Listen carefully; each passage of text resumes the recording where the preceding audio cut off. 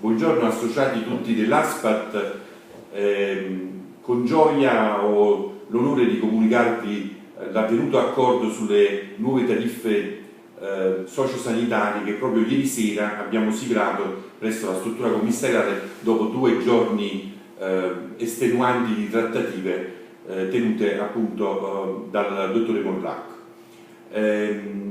Sarò subito chiaro e brevissimo. Anzitutto vi rinvio per l'approfondimento e discernimento delle caratteristiche e delle prerogative dell'accordo sulle nuove tariffe a un'assemblea generale che abbiamo indetto per giovedì prossimo 25 settembre 2014 presso la nostra sede regionale.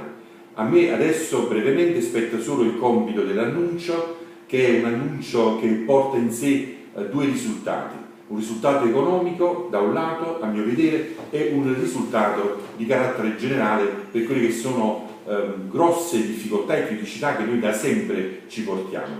Per la parte economica si può dire che l'accordo appunto riguarda il periodo dal 2009 a tutto il 2013 e che queste tariffe saranno poi anche adottate nei previsti piani di budget del 2014.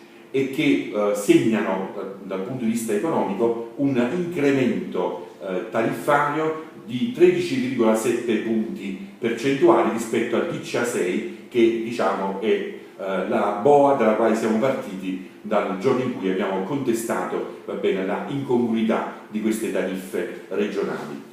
Va detto però anche con molta chiarezza e anche con i piedi per terra, come siamo abituati a fare, bandendo i facili entusiasmi, che questo accordo, avendo caratteristiche transattive e tombali, è di fatto un accordo fra le parti che confliggevano. Quindi l'asticella del 16, come detto, è stata portata su fino al 14%, ma chiaramente la tariffa che ne è uscita è anche una tariffa leggermente inferiore al decreto 92, che è quello dello scorso anno, avente carattere di provvisorietà e sul quale i ministeri affiancati sono intervenuti in modo pesante per la demolizione di detti provvedimenti, che vi ricordo includevano anche la problematica delle 2 fasce e delle 2 tariffe.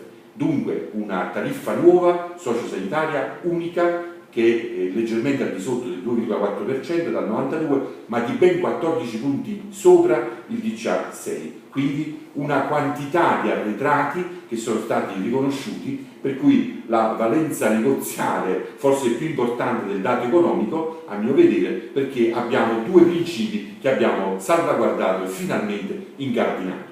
Il primo è che il tetto di spesa sugli arretrati può essere superato, può essere valicato. Quindi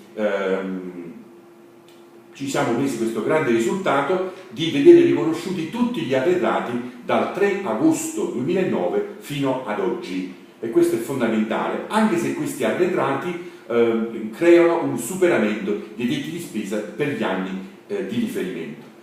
Chiaramente, avendo valenza tombale e transattiva, chiaramente la cosa è stata fatta in termini di un importo che riguarda la sola parte sanitaria, perché la parte di compartecipazione per la quota comunale di ambito non è in discussione, non è oggetto dell'accordo, e quindi è stata fatta una transazione che ci riconosce il valore dell'80% dell'ammontare di questi crediti che scaturiranno dall'accordo.